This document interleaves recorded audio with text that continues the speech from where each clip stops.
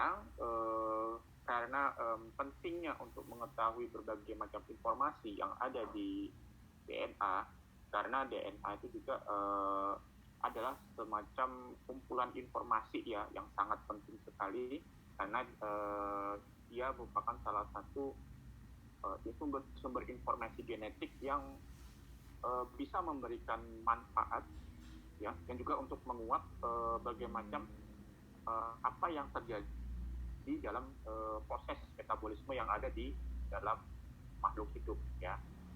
Jadi DNA itu semuanya banyak informasi, mulai dari bagaimana sumber-sumber informasi dari DNA, misalnya seperti kerabatan antara spesies satu dengan spesies yang lain.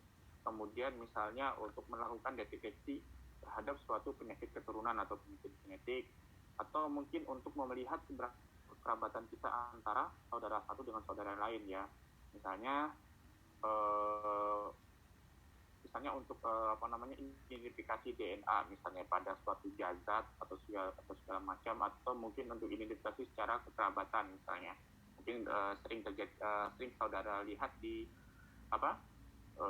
berbagai macam media, kemudian berita ya. Jadi peranan dari DNA juga sangat penting. Bahkan sekarang kegiatan bioteknologi juga di tengah pandemik ini, jadi sebenarnya saya lihat juga ini juga suatu sebuah milestone juga ya, karena sebelumnya teknologi dari bioteknologi itu bisa dibilang teknologi yang masih tinggi ilmunya, sangat kompleks ya. Tapi dengan adanya masih di pandemik ini, orang sudah mulai melek mengenai bioteknologi ya, karena kita di seminar juga sudah mulai membicarakan mengenai apa itu bioteknologi, kemudian apa itu virus mRNA. Itu merupakan suatu kemajuan yang sangat signifikan untuk kemajuan dari bioteknologinya. Nah, oleh karena itu penting juga ya, kalau misalnya kita sudah punya DNA yang kita sudah ketahui, kemudian kita sudah tahu ini fungsi dari protein atau fungsi lain sudah kita ketahui yang saudara punya misalnya. Nah, yang jadi pertanyaannya adalah dengan adanya data tersebut, apakah yang akan saudara lakukan ya, yang saudara lakukan. Yang pertama, kalau yang saudara penting, kalau misalnya saudara punya berbagai macam informasi yang penting, apa sih yang akan saudara lakukan pertama kali?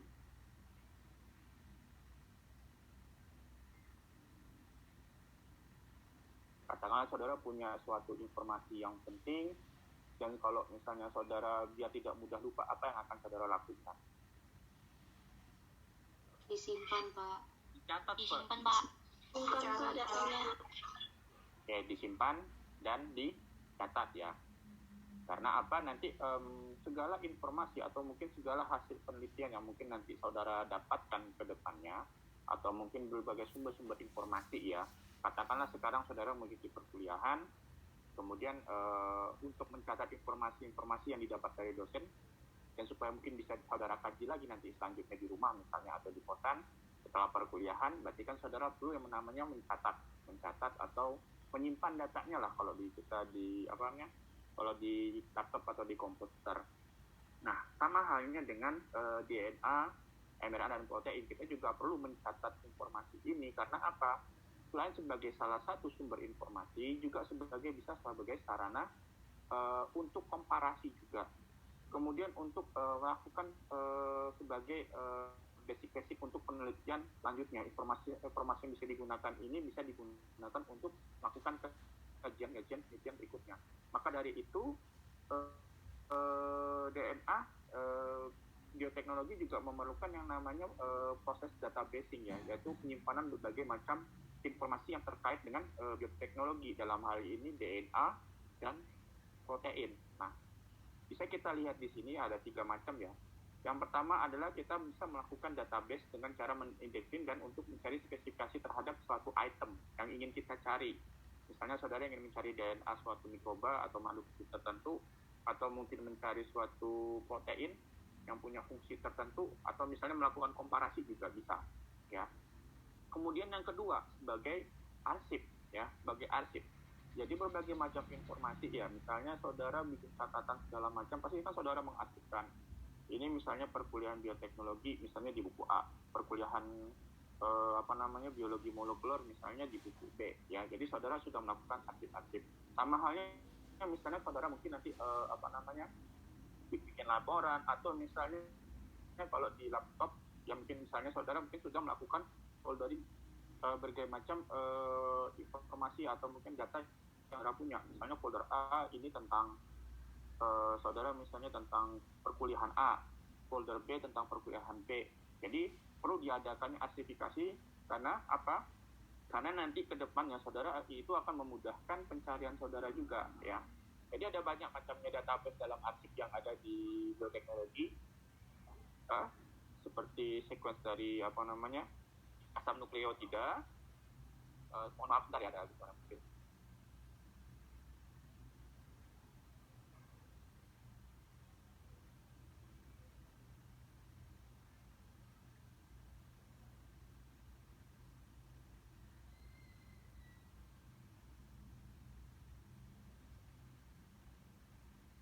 Kemudian melihat genom ya, jadi kita identifikasi terhadap suatu genom juga. Kemudian juga melihat sekuensi dari protein, kemudian bisa kita menganalisis strukturnya, kemudian proteomiknya ya. Jadi proteomik itu hubungan misalnya terjadi interaksi antara protein satu dengan yang lain atau dengan substrat lain ya, sehingga nanti kita bisa tahu nanti pathway yang akan terjadi atau proses metabolisme yang terjadi. Dan yang terakhir juga adalah mengenai ekspresi dari suatu protein tersebut. Jadi maksudnya ekspresi itu ketika protein sudah berhasil ditranslasi ya dari mRNA translasi menjadi protein, itu adalah namanya proses ekspresi juga. Kita bisa tahu nanti protein ini bentuknya seperti apa terlebih dahulu nanti. Ya bagaimana strukturnya itu juga dipengaruhi dari ekspresi ini ya. Karena nanti sekuen atau urutan dari asam amina yang membentuk dari ikatan peptida membentuk polipeptida ya dalam protein itu juga akan mempengaruhi struktur dari protein tersebut nanti, dan juga termasuk dalam sifatnya dari protein-protein itu, fungsinya juga gitu. Nah oleh karena itulah di masa sekarang ini penting yang namanya arsip yang mungkin untuk bisa kita memperoleh informasinya dengan baik dan layak ya, kemudian juga bisa diakses dengan bebas sehingga bisa dipergunakan dengan kayak lain. Jadi ilmuwan-ilmuwan itu atau misalnya para istilahnya itu yang orang-orang yang berkecimpung di dunia bioteknologi ini berpikir atau untuk kita bisa membuat suatu arsip yang bisa diakses dengan orang banyak ya, tentunya ya gratis juga, sehingga kita memudahkan untuk melakukan pencarian penelitian ataupun bisa melakukan komparasi, sehingga nanti berbagai macam informasi yang kita dapatkan ya, baik misalnya dari hasil penelitian kita atau misalnya penelitian orang lain, itu bisa dimasukkan dalam suatu database ya, sehingga kita bisa melakukan sharing berbagai macam data untuk untuk meningkatkan berbagai macam informasi yang bisa kita dapatkan dan bisa kita gunakan untuk kedepannya gitu. Jadi dasar-dasarnya sudah ada, kita bisa menggunakan dasarnya ini untuk melakukan kajian-kajian yang selanjutnya seperti itu. Nah, berbagai macam arsip itu ada di internet ya, misalnya di NCBI, Entrez, PubMed ini Publication Medic, kemudian Expasi, Swisspot, SCR, Peer, dan Assemble. Cuman yang kita akan coba untuk nanti menggunakannya adalah kita menggunakan NCBI saja ya, karena untuk Entrez, PubMed ini lebih cenderung untuk fokus yang spesifik, dan saya juga biasanya juga menggunakan NCBI untuk analisis sequence sama protein ya. Jadi NCBI ini sangat banyak sekali informasinya, karena dia juga merupakan salah satu genbank yang banyak digunakan di Indonesia juga sama di beberapa negara di Asia Timur ya. Kalau Jepang ada spesifik, kalau di Taiwan itu dia rata-rata orang di sana pakai NCBI ya. Oke, selanjutnya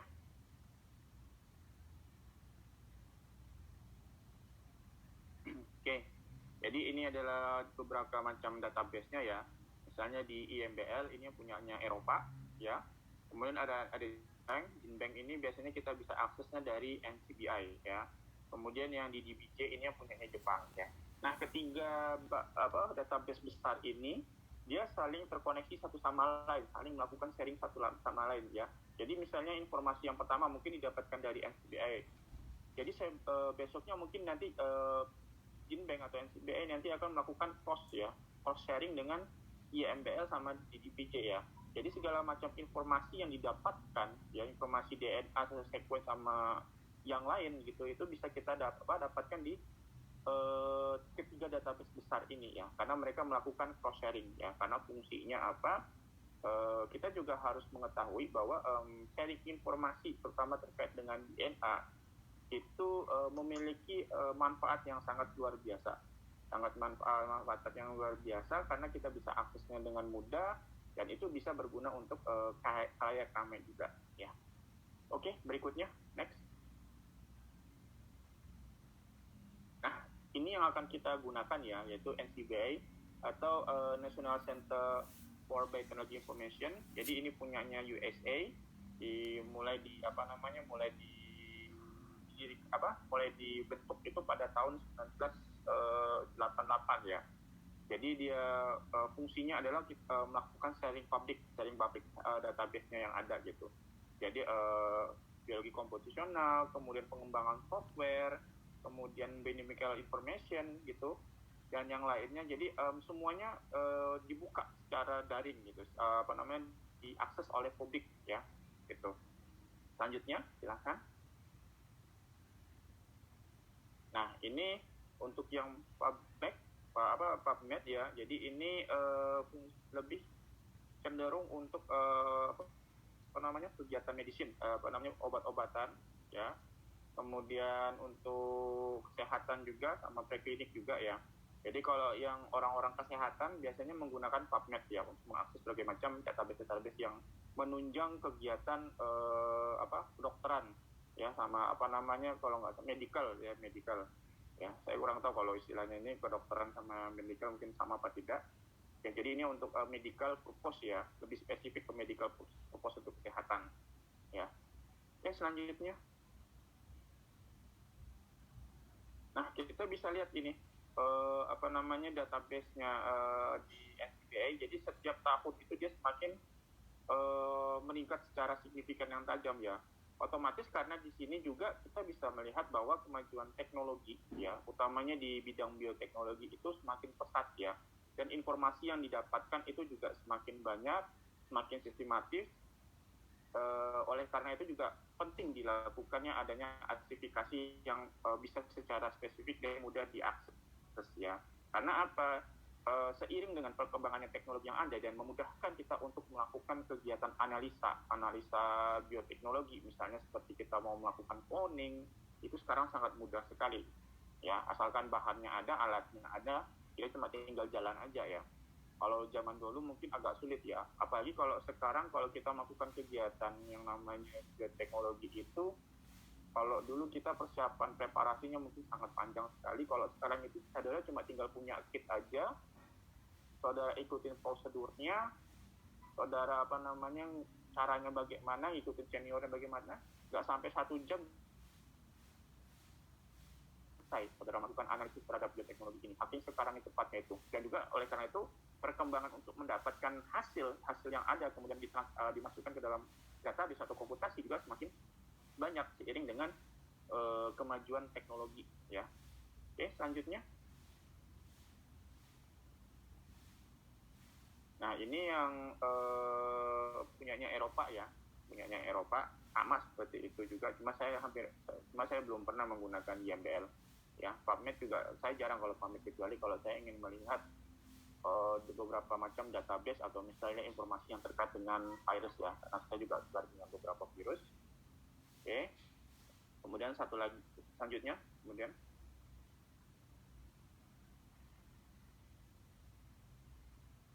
silakan.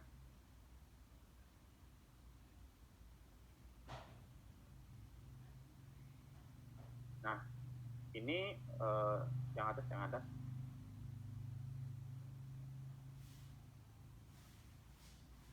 Nah, yang IBE ini pengelolanya dari IMBL ya. Jadi setiap database itu dikelola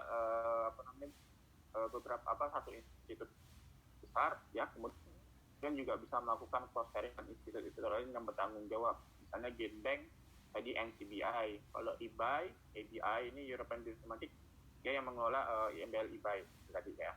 Oke, selanjutnya.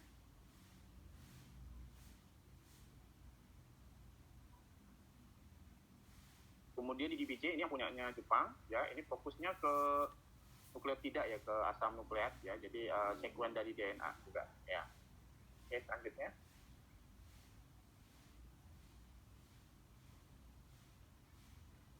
Kemudian untuk Swiss prot ini lebih ke arah protein ya. Jadi saudara sudah, kalau misalnya sudah punya sekuen sekuen peptida misalnya setelah hasil translasi, jadi sekuennya sequencing polpeptida, bisa saudara lakukan analisisnya di Expressif. Misalnya juga bisa mengetahui urutan dari untuk mentranslasi misalnya dari hasil mRNA saudara ke protein, bisa nanti dilihat di database-nya, bisa lihat di sini prosesnya, jadi bisa lakukan translasi juga langsung secara komputatif. Kemudian juga kita bisa melihat strukturnya ya, struktur dari protein tersebut nanti bentuknya seperti apa ya, karena nanti penting kalau kita untuk melihat struktur protein itu, kita bisa melihat nanti interaksi antara asam amina yang di antara polipeptida yang akan saling berikatan sehingga nanti membentuk struktur dari protein. Oke, selanjutnya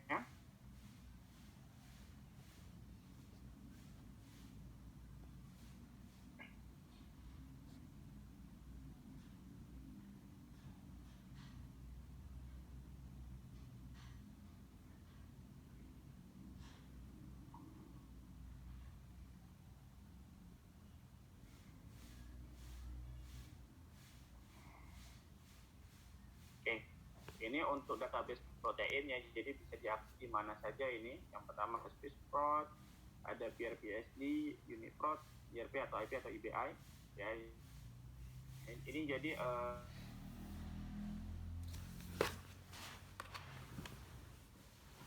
terus nanti di internet semuanya penelitian tertentu yang mungkin agak sedikit trik ya. Jadi biasanya secara umum yang kita dapatkan untuk berbagai informasi itu bisa kita akses secara publik ya. Oke, selanjutnya.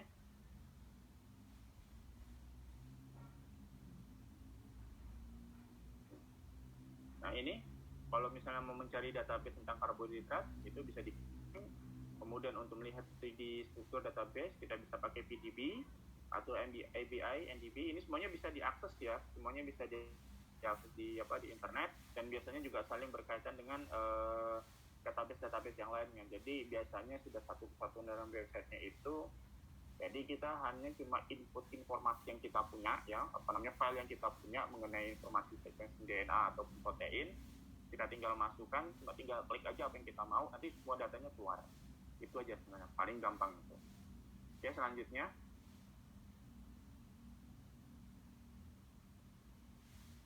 Nah, ini contoh data protein data bank-nya ya, jadi saya nggak akan baca lebih banyak ya, tapi sudah saudara sudah bisa lihat ini mengenai struktur atau informasi dari suatu protein ya. Bisa saudara baca juga ini siapa bahkan sudah tahu nih siapa saja yang melakukan kegiatan penelitiannya, kemudian judulnya apa, kemudian penulisnya siapa, kemudian klasifikasinya bagaimana, semuanya ada di sini ya. Jadi berbagai macam informasinya semuanya bisa ditulis secara detail ya, karena ini sangat menunjang berbagai macam informasi bioteknologi ke depannya. Semakin dia lengkap, maka semakin baik suatu datanya tersebut ya, karena juga bisa dilakukan untuk validasi dari suatu informasi ya. Oke, ini database-nya kita mungkin nanti bisa melakukan di BLAST atau FASTA ya nanti. Oke, lanjut.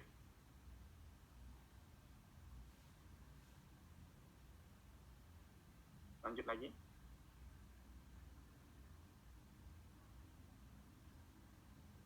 Ini Entrace cross database ya. Jadi kalau misalnya memudahkan ya. Jadi misalnya kalau saudara mencari suatu informasi atau misalnya saudara ingin melakukan komparasi terhadap hasil penelitian saudara itu,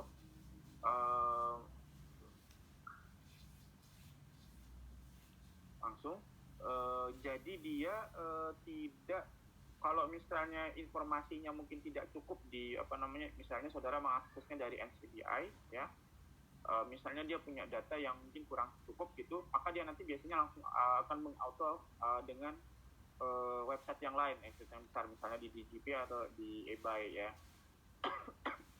Jadi dia secara otomatis melakukan cross sharing juga untuk mencari informasi-informasi yang saudara ingin dapatkan, seperti itu. Oke, selanjutnya.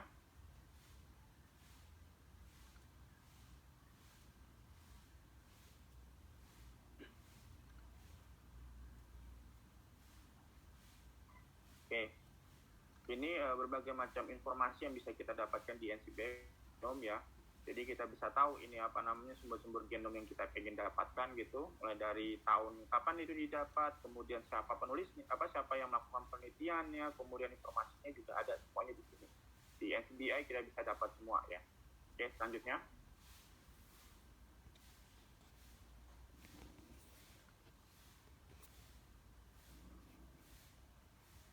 Nah, kalau kita misalnya ingin melakukan komparasi atau misalnya ingin mencari informasi mengenai sekuensi data baik itu DNA atau protein, kita bisa melakukan toolnya melalui BLAST ya, BLAST ini. Jadi di website NCBI itu nanti ada semacam tombol perintah atau apa namanya tools gitu yang bisa kita gunakan, namanya BLAST juga. Dan begitu saudara input data yang ada, nanti semuanya nanti langsung di BLAST, istilahnya nanti langsung dikomparasikan, dicari datanya di NCBI. Jadi kita bisa melihat nanti berbagai macam data-data komparasi yang ada gitu, yang bisa kita gunakan untuk analisis dan penelitian kita ya. Oke, selanjutnya.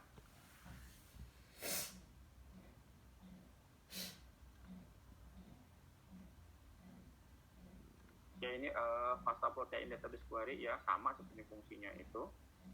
Oke, selanjutnya.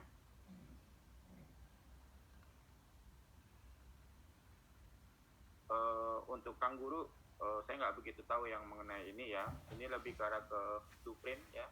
Jadi identifikasi fingerprint juga, finger sadara sidik jari itu juga bisa digunakan. Kemudian selanjutnya. Nah, ini untuk berbagai macam alat analisis yang bisa kita lakukan di bioinformatika ya. Yang paling umum biasanya kita menggunakan untuk melakukan analisis DNA sequence, kemudian analisis RNA, kemudian protein ya, dimulai dari urutan dari peptida yang kita dapatkan sampai kita mencoba untuk menganalisis struktur dari protein tersebut secara 3 dimensi ya. Jadi struktur protein secara 3 dimensi itu hanya semacam prediksi. Jadi belum tentu protein yang kita lakukan itu tiga dimensinya sebenarnya belum tentu sama dengan apa yang protein yang terjadi di dalam tubuh kita itu nanti ya. Jadi ini hanya semacam prediksi, tapi paling tidak kita juga bisa menganalisis paling tidak fungsi dari protein tersebut itu nanti arahnya kemana, atau menghubungkan ke pathway yang mana di dalam proses metabolisme yang ada. Kemudian filogenik ya, filogenik untuk mencari kekerabatan, dan saya adalah microarray ya. Oke. Selanjutnya.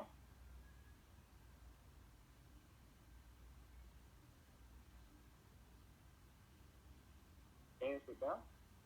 Ya, selanjutnya.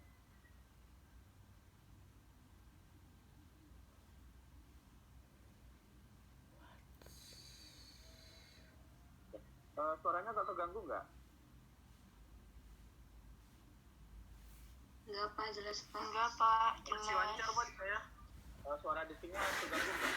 Lagi ada yang separatif di tempat saya pakai mobil. Agak bising nggak? Pak, sedikit bising. Jelas.